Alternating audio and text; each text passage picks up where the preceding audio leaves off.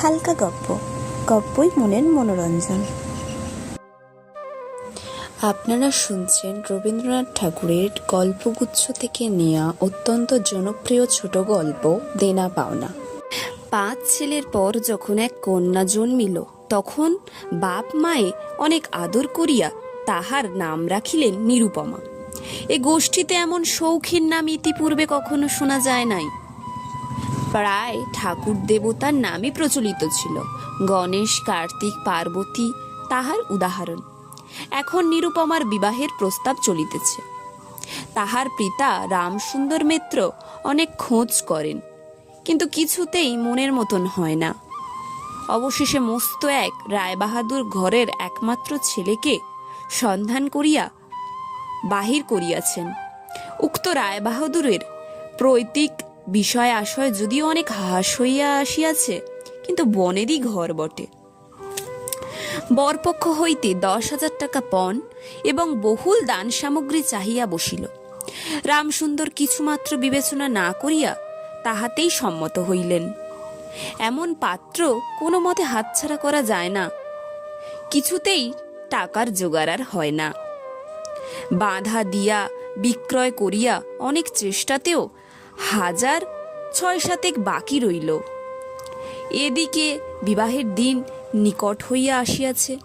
অবশেষে বিবাহের দিন উপস্থিত হইল। নিতান্ত অতিরিক্ত সুদে একজন টাকা ধার দিতে স্বীকার করিয়াছিলেন, কিন্তু সময়কালে সে উপস্থিত হইল না। বিবাহ সভায় এক তুমুল গোলযোগ বাঁধিয়া গেল। রামসুন্দর আমাদের রায়বাহাদুরের হাতে পয়ে ধরিয়া বলিলেন, শুভ কার্য সম্পন্ন হয়ে যাক, আমি নিশ্চয়ই টাকা শোধ করিয়া দিব। রায়বাহাদুর বলিলেন, টাকা হাতে না পাইলে বর সভাস্থ করা যাইবে না। এই দুর্ঘটনায় অন্তপুরে একটা কান্না পড়িয়া গেল। এই গুরুতর বিপদের যে মূল কারণ, সে চেলি পড়িয়া গহনা কপালে চন্দন লেপিয়া চুপ করিয়া বসিয়া আছে। ভাবি শ্বশুরকুলের প্রতি যে তাহার খুব একটা ভক্তি কিংবা অনুরাগ জন্মিয়েছে, তাহা বলা যায় না। ইতিমধ্যে একটা সুবিধা হইল। বর সহসা তাহার পিতৃদেবের অবাধ্য হইয়া উঠল। সে বাপকে বলিয়া বসিল, কেনা বেচা দরদামের কথা আমি বুঝি না। বিবাহ করিতে আসিয়াছি, বিবাহ করিয়া যাইব। বাপ যাহাকে দেখিল তাহাকেই বলিল, দেখেছেন মহাশয় আজকালকার ছেলেদের ব্যবহার? 2-1 প্রবীণ লোক ছিল, তাহারা বলিল, শাস্ত্র শিক্ষা নীতি শিক্ষা একেবারে নাই। কাজেই বর্তমান শিক্ষার বিষময় ফল নিজের সন্তানের মধ্যে প্রত্যক্ষ করিয়া রায়বাহাদুর হততম্য হইয়া বসিয়া রইলেন। বিবাহ এক প্রকার বিষণ্ণ নিরানন্দ ভাবে সম্পন্ন হইয়া গেল। শ্বশুর বাড়ি যাইবার সময় নিরুপমাকে বুকে টানিয়া লইয়া বাপ আর চোখের জল রাখিতে পারিলেন না। নিরু জিজ্ঞাসা করিল, তাহারা কি আমাকে আসতে দেবে না বাবা? রামসুন্দর বলিলেন, কেন আসতে দেবে না মা? আমি তোমাকে নিয়ে আসব। রামসুন্দর প্রায়ই মেয়েকে দেখতে যান, কিন্তু বেয়াই বাড়িতে তার কোনো প্রতিপত্তি নাই। চাকরগুলো পর্যন্ত তাহাকে নিচু নজরে দেখেন। অন্তপুরের বাইরে একটা স্বতন্ত্র ঘরে 5 মিনিটের জন্য কোনোদিন বা মেয়েকে দেখতে পান, কোনোদিন বা দেখিতে পান না। কুটুম্ব গৃহে এমন করিয়া আর অপমান সহা যায় না। রামসুন্দর স্থির করিলেন, যেমন করিয়া হোক টাকাটা শোধ করিয়া দিতে হইবে। কিন্তু যে ঋণ ভার কাঁধে চাপিয়াছে, তাহারই ভার সামলানো দুঃসাধ্য। খরচপত্রের অত্যন্ত টানাটানি পড়িয়াছে এবং পাওনাদারদের দৃষ্টিপথ এড়াইবার জন্য সর্বদাই নানা রূপহীন কৌশল অবলম্বন করিতে হইয়াছে। এদিকে শ্বশুরবাড়ি উঠতে বসতে মেয়েকে খোঁটা লাগাইতেছে। পিতৃগৃহের নিন্দা শুনিয়া ঘরে দ্বার দিয়া অশ্রু বিসর্জন তাহার নিত্যক্রিয়ার মধ্যে দাঁড়াইয়াছে। বিশেষত শাশুড়ির আক্রোশ আর কিছুতেই মেটে না। যদি কেহ বলে, আহা কি শ্রী, বউয়ের মুখখানে দেখিলে চোখ জুড়িয়া যায়। শাশুড়ির ঝংকার দিয়া উঠিয়া বলে, স্ত্রী তো ভারী, যেমন ঘরের মেয়ে তেমনই স্ত্রী। এমনি কি বউয়ের খাওয়া পড়ারও যত্ন হয় না? যদি কোনো দয়া পরতন্ত্র প্রতিবেশিনী কোনো ত্রুটির উল্লেখ করে, শাশুড়ি বলে এই ঢের হয়েছে। অর্থাৎ বাপ যদি পুরো দাম দিতে তো মেয়ে পুরো যত্ন পাইত। সকলেই এমন ভাব দেখায় যেন বধূর এখানে কোনো অধিকার নাই, ফাঁকি দিয়া প্রবেশ করিয়াছে। বোধ হয় কন্যার এই সকল অনাদার এবং অপমানের কথা বাপের কানে গিয়া থাকিবে। তাই রামসুন্দর অবশেষে বসতি বাড়ি বিক্রয় করার চেষ্টা করিতে লাগলেন। কিন্তু ছেলেদের যে গৃহহীন করিতে বসিয়াছেন সে কথা তাহার নিকট হইতে গোপন রাখিলেন। স্থির করিয়াছেন বাড়ি বিক্রয় করিয়া সেই বাড়ির ভাড়া লইয়া বাস করবেন। এমন কৌশলে চলিবেন যে তাহার মৃত্যু পূর্বে এ কথা ছেলেরা জানিতে পারিবে না। কিন্তু ছেলেরা জানিতে পারল। সকলে আসিয়া কাঁদিতে পড়িল। বিশেষত বড় 3টে ছেলে বিবাহিত এবং তাহাদের কারোর বা সন্তান আছে। তাদের আপত্তি অত্যন্ত গুরুতর হইয়া দাঁড়াইল। বাড়ি বিক্রয় স্থগিত হইল। তখন রামসুন্দর নানা স্থান হইতে বিস্তর সুদে অল্প অল্প করে টাকা ধার করিতে লাগলেন। এমন হইল যে সংসার খরচ আর চলে না। নীরু বাপের মুখের দেখিয়া সব বুঝতে পারিল। বৃদ্ধ পক্ষকে শুষ্ক মুখে এবং সদা সংকুচিত ভাবে দৈন্য এবং দুশ্চিন্তা প্রকাশ হইয়া পড়িল। মেয়ের কাছে যখন বাপ অপরাধী, তখন সে অপরাধের অনুতাপ কি আর গোপন রাখা যায়? রামসুন্দর যখন বেয়াই বাড়ির অনুমতিক্রমে ক্ষণকালের জন্য কন্যার সাক্ষাৎ লাভ করিতেন, তখন বাপের বুকের মধ্যে যে কেমন করিয়া ফাটে তাহা তাহার হাসি দেখলেই টের পাওয়া যাইত। সেই ব্যথিত পিতৃহৃদয়কে সান্ত্বনা দেবার উদ্দেশ্যে দিন কতক বাপের বাড়ি যাইবার জন্য নীরু নিতান্ত অধীর হইয়া উঠিয়াছে। বাপের স্নান মুখ দেখিয়া সে আর দূর থাকিতে পারিল না। একদিন রামসুন্দরকে কহিলেও, বাবা, আমাকে একবার বাড়ি লইয়া যাও। রামসুন্দর বলিলেন, আচ্ছা। কিন্তু তাহার কোনো জোর নাই। নিজের কন্যার উপর পিতার যে স্বাভাবিক অধিকার আছে তাহা যেন পণের টাকার পরিবর্তিতে বন্ধক রাখিতে হইয়াছে। এমনকি কন্যার দর্শন সেও অতি সংকোচে ভিক্ষা চাইতে হয় এবং সময় বিশেষে নিরাশ হইল দ্বিতীয় কথাটি কহিবার মুখ থাকে না। কিন্তু মেয়ে আপনি বাড়ি আসিতে চাইলে বাপ তাহাকে না আনিয়া কেমন করিয়া থাকে। তাই বেয়াইয়ের নিকট যে সম্বন্ধ দরখাস্ত পেশ করিবার পূর্বে রামসুন্দর কত হীনতা, কত অপমান, কত ক্ষতি স্বীকার করিয়া যে 3,000 টাকা সংগ্রহ করিয়াছিলেন সে ইতিহাস গোপন থাকাই ভালো। নোট কখানি রুমালে জড়াইয়া চাদরে বাঁধিয়া রামসুন্দর বেয়াইয়ের নিকট গিয়া বসিলেন। প্রথমে হাস্য মুখে পাড়ার খবর পড়িলেন। হরে কৃষ্ণের বাড়িতে একটা মস্ত চুরিয়া হইয়া গিয়াছে। তাহার আদ্যপান্ত বিবরণ বলিলেন।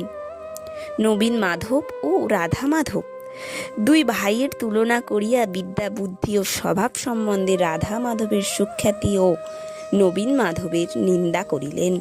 শহরে একটা নতুন ব্যামো আসিয়াছে, সে সম্বন্ধে অনেক আজগুবি আলোচনা করিলেন।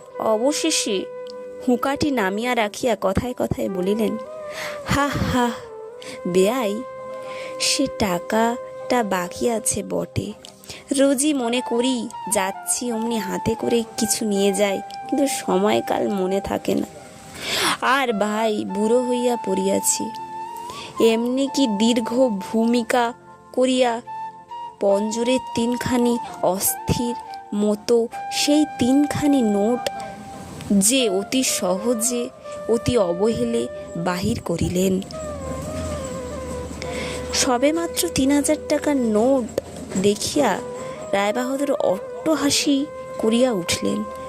বললেন, থাক বেয়াই, ওতে আমার কাজ নেই। একটা প্রচলিত বাংলা প্রবাদ উল্লেখ করিয়া বলিলেন, সামান্য কারণে হাতে দুর্গন্ধ করিতে তিনি চান না। এই ঘটনার পরে মেয়েকে বাড়ি আনবার প্রস্তাব কাহারও মুখে আসিল না। কেবল রামসুন্দর ভাবিলেন, সে সকল কুটুম্বিতার সংকোচ আমাকে আর শোভা পায় না। মর্মাহত ভাবে অনেকক্ষণ চুপ করিয়া থাকিয়া অবশেষে মৃদুস্বরে কথাটি পারিলেন। রায়বাহাদুর কোনো কারণে উল্লেখ না করিয়া বলিলেন, সে এখন হচ্ছে না। এই বলিয়া কর্মোপলক্ষে স্থানান্তরে চলিয়া গেলেন। রামসুন্দর মেয়ের কাছে মুখ না দেখাইয়া কম্পিত হস্তে কয়েকখানি নোট চাদরের প্রান্তে বাঁধিয়া বাড়ি ফিরিয়া গেলেন।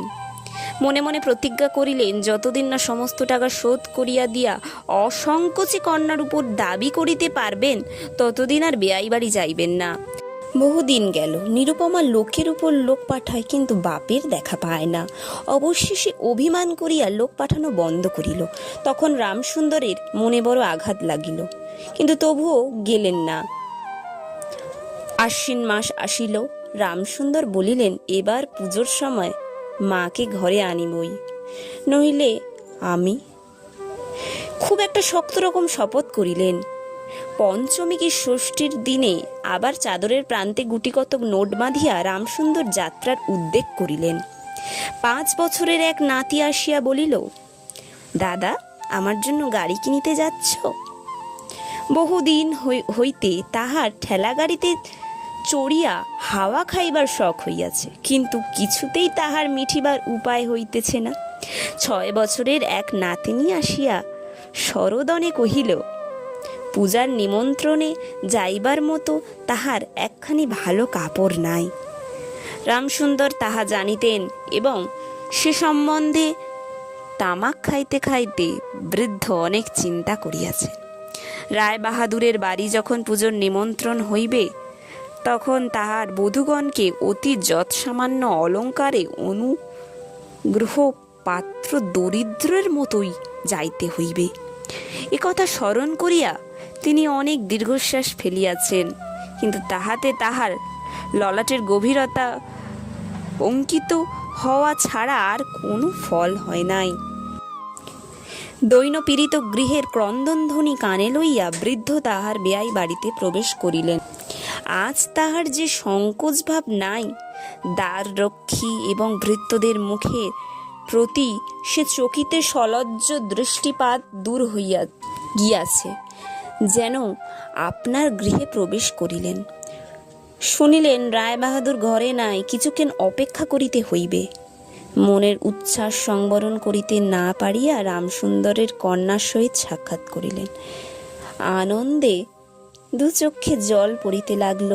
বাপও কাঁদে, মেয়েও কাঁদে। দুজনে কি হওয়ার কথা কইতে পারিল না। এমন কমিয়া কিছুক্ষণ গেল। তারপরে রামসুন্দর কহিলেন, এবার তোকে নিয়ে যাচ্ছি মা, আর কোনো গোল নাই। এমন সময় রামসুন্দরের জ্যেষ্ঠ পুত্র হরমোহন তাহার 2 ছেলেকে সঙ্গ লইয়া সহসা ঘরে প্রবেশ করিলেন। পিতাকে বলিলেন, বাবা, আমাদের তবে এবার পথে ভাসালে? রামসুন্দর সহসা অগ্নিমূর্তি হইয়া বলিলেন, তোদের জন্য কি আমি নরকগামী হব? আমাকে তোরা আমার সত্য পালন করতে দিবি নে? রামসুন্দর বাড়ি বিক্রি করিয়া বসিয়া আছেন, ছেলেরা কিছুতে না জানতে পায় তাহার অনেক ব্যবস্থা করিয়াছিলেন, কিন্তু তবু তাহারা জানিয়া গিয়াছে দেখিয়া তাহাদের প্রতি হঠাৎ অত্যন্ত রুষ্ট বিরক্ত হইয়া উঠিলেন। তাহার নাতি তাহার দু হাঁটু সবলে জড়িয়া ধরিয়া মুখ তুলিয়া কইল, দাদা, আমাকে গাড়ি কিনে দিলে না? নতশির রামসুন্দরের কাছে বালক কোনো উত্তর না পাইয়া নীরুর কাছে গিয়া কহিল, পিসিমা, আমাকে একখানি গাড়ি কিনে দেবে? নিরুপমা সমস্ত ব্যাপার বুঝিতে পারিয়া কহিল, বাবা, তুমি যদি আর এক পয়সা আমার শ্বশুরকে দাও তাহলে আর তোমার মেয়েকে দেখতে পাবে না, এই তোমার গা ছুঁয়ে বললুম। রামসুন্দর বলিলেন, ছি মা, অমন কথা বলতে নেই। আর এ টাকা যদি আমি না দিতে পারি তাহলে তোর বাপের অপমান আর তোরও অপমান। নীরু কহিল, টাকা যদি দাও তবেই অপমান। তোমার মেয়ের কি আমি কেবল একটা টাকার থলি? যতক্ষণ টাকা আছে ততক্ষণ আমার দাম।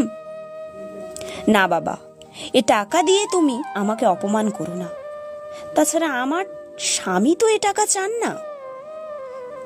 রামসুন্দর কইলেন, তাহলে তোমাকে যেতে দেবে না মা? নিরুপমা কহিল, না দেয় তো কি করব বলো? তুমিও আর নিয়ে যেতে চেও না। রামসুন্দর কম্পিত হস্তে নোট বাঁধা চাদর কাঁধে তুলিয়া আবার চোরের মতো সকলের দৃষ্টি এড়াইয়া বাড়ি ফিরিয়া গেলেন।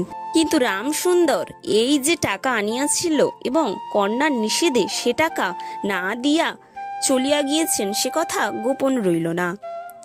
কোনো স্বভাব কৌতূহলী দ্বার লগ্ন কর্ণ দাসী নীরুর শাশুড়িতেই খবর দিল। শুনিয়া তাহার আর আক্রোশে সীমা রইল না। নিরুপমার পক্ষে তাহার শ্বশুরবাড়ি সরসজ্জা হইয়া উঠিল। এদিকে তাহার স্বামী বিবাহের অল্প দিন পরেই ডেপুটি ম্যাজিস্ট্রেট হইয়া দেশান্তরে চলিয়া গিয়েছে এবং পাছে সংসর্গ দোষে হীনতা শিক্ষা হয় ওই ওজরে সম্প্রতি বাপের বাড়ি আত্মীয়দের সহিত নীরুর সাক্ষাৎকার সম্পূর্ণ নিষিদ্ধ হইয়াছে। এই সময় নীরুর প্রতি একটা গুরুতর পীড়া হইল, কিন্তু সেজন্য তাহার শাশুড়িকে সম্পূর্ণ দোষ দেওয়া যায় না। শরীরের প্রতি সে অত্যন্ত অবহেলা করিত। কার্তিক মাসের হিমের সময় সমস্ত রাত মাথার দরজা খোলা, শীতের সময় গায়ে কাপড় নাই, আহারের নিয়ম নাই।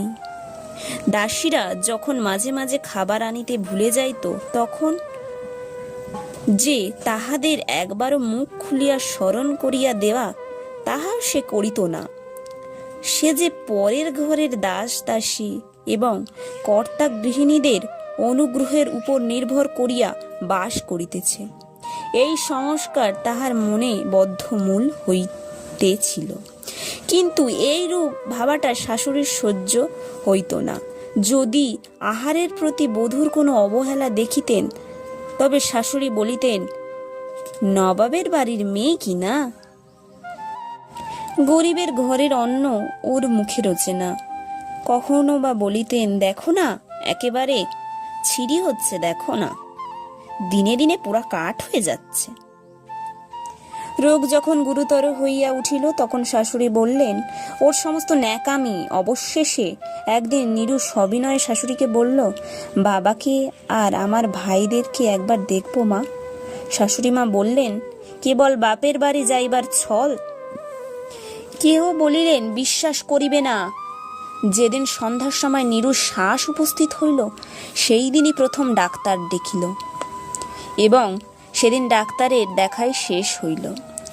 বড় বউ মরিয়াছে, খুব ধুম করিয়া অন্ত্যেষ্টিক্রিয়া সম্পন্ন হইল।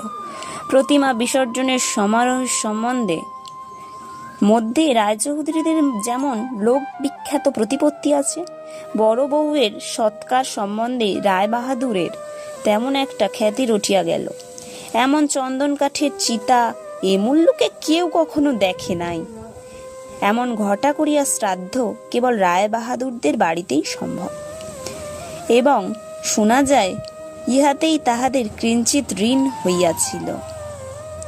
রামসুন্দরকে সান্ত্বনা দেবার সময় তাহার মেয়ের যে কিরূপ মহাসমারোহে মৃত্যু হইয়াছে সকলেই তাহার বহুল বর্ণনা করিল। এদিকে ডেপুটি ম্যাজিস্ট্রেটের চিঠি আসলো। আমি এখানে সমস্ত বন্দোবস্ত করিয়া লইয়াছি, অতএব অবিলম্বে আমার স্ত্রীকে এখানে পাঠাবে। রায়বাহাদুরের মহিষী লিখলেন, বাবা, তোমার জন্য আর একটা মেয়ের সম্বন্ধ করিয়াছি, অতএব অবিলম্বে ছুটি লইয়া এখানে আসিবে। এবারে 20,000 টাকা পণ এবং হাতে হাতে আদায়। এমন আরও নতুন গল্পের সন্ধান পেতে হলে চ্যানেলটিকে সাবস্ক্রাইব করুন।